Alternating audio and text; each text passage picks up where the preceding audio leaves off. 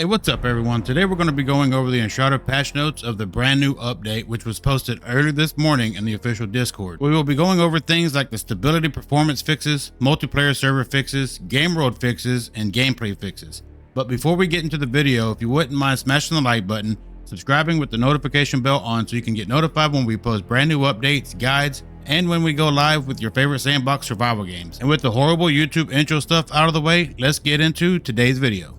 So like I said, this was posted early this morning at like 4:13 a.m. while I was getting ready for work, so I wasn't able to do anything this morning. But it says, "Greetings, Flameborn. Here is our second big patch for Enshrouded.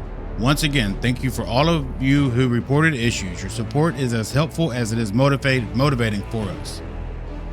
For those of you playing with the dedicated servers, you will need to ensure the server is running the same version as the game."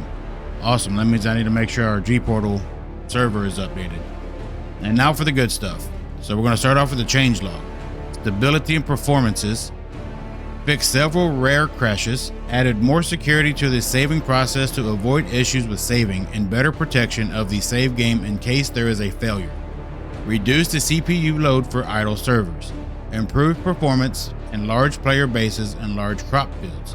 It's always awesome to see improved performance. Like, it's always. I know I've encountered a couple places that drop frames hardcore, but I also only play on a 3060. I'm looking to upgrade soon. But yeah, performance improvements is always a welcome change or a welcome fix.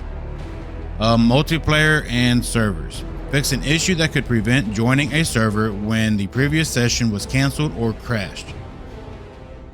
All right, this is going to be your actual game world, what's going on in the game itself. Redistributed roaming enemies in several areas for improved balancing.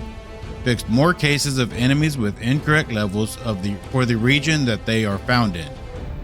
Fixed an issue where a flame altar near Shroud route could lead to the fog and the whole world disappearing. That would not be good. This isn't how you're meant to save Embervale. The game now prevents save points being activated when they are in deadly shroud. Oh, that would be horrible. That'd be like the way back on the Gap, you save like auto save on Skyrim right before you die, and that was the most last like save, and you keep on having to respawn right there. That's horrible. I'm glad they fixed that before I encountered that. Fix an issue that could lead to wax and honey spawning in the player base without having to harvest a hive first. Oh, well. RIP the dream. Polish several points of interest.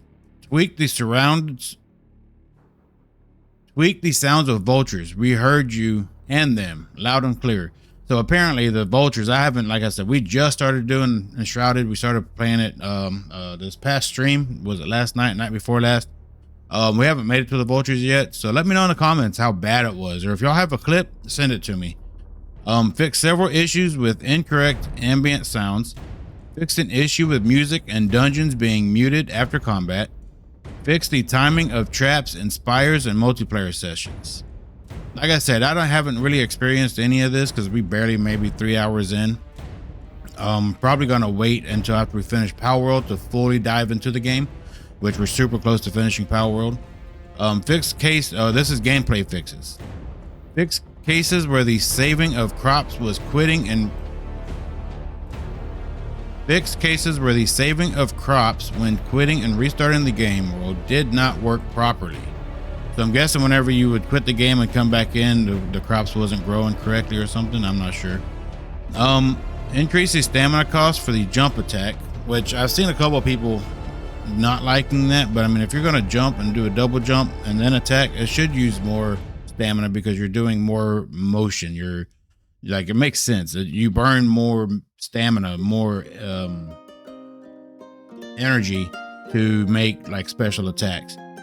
Fix an issue where players climbing on walls and ladders could interfere with each other, even though it was funny. See, I think they should have kept that. That could have made for some good content.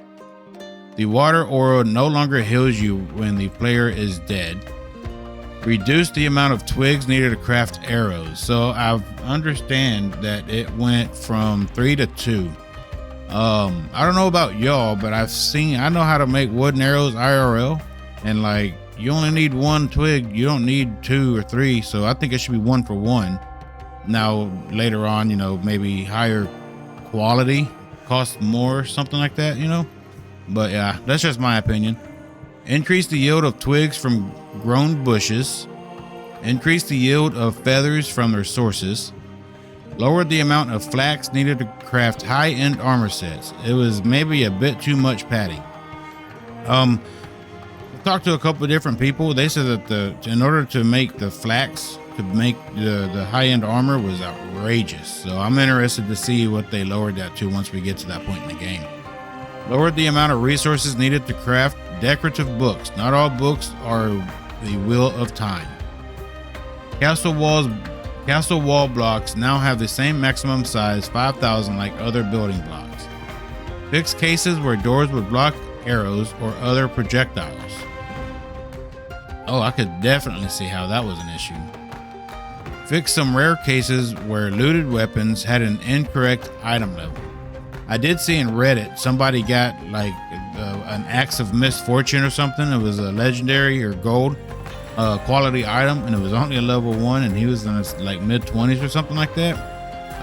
The axe of misfortune, I mean, honestly, if it is a level 1 item that's legendary, that is pretty unfortunate, you know. So misfortune, that's a fitting name, but if that was intentional, that's cool, that's funny. But I'm glad some of these other items were actually up, because actually I think my first little playthrough got to the third level, the third flame-born person that you protect, the hunter. I think, did I get the hunter? I was on my way to get the hunter, and I was like level 4. I don't know what the level scaling is just yet, but like I don't know if it's like level 1, 2, 3, 4, 5, or if it's like 1, 5, 10, or 20. But y'all let me know down in the comments what it is, if you don't mind.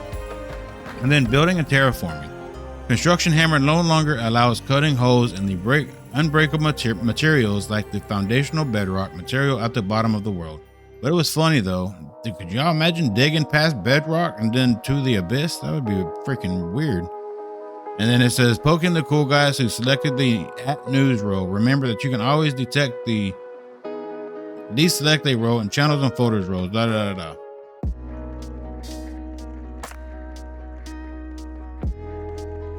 And they also go on to say the 60 megahertz display rate.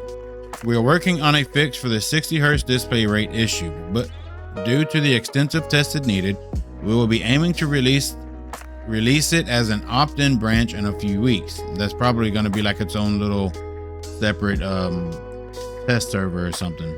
I would assume that's what it sounds like anyway. This way players who feel this is an important part of their experience can help us test it out without any potential issues affecting the community at large. More info on that later. So, like I said in the beginning, we're going to be covering Enshrouded. We're going to be covering Power World. We're going to be covering a bunch of different sandbox survival games coming up. We will be playing through each one that we play. So, if you wouldn't mind, please subscribe to the channel to stay up to date on the news that we're going to be getting about the 60 hertz and Power World news, and we might be looking at some other games like maybe Valheim or Conan, and we really want to see Ark get into a better position, so we might be covering some more Ark stuff, just, you know, updates, major updates and stuff like that. But yeah, if you find this video useful and informational, if you wouldn't mind, please smash on the like button. It helps us out a lot.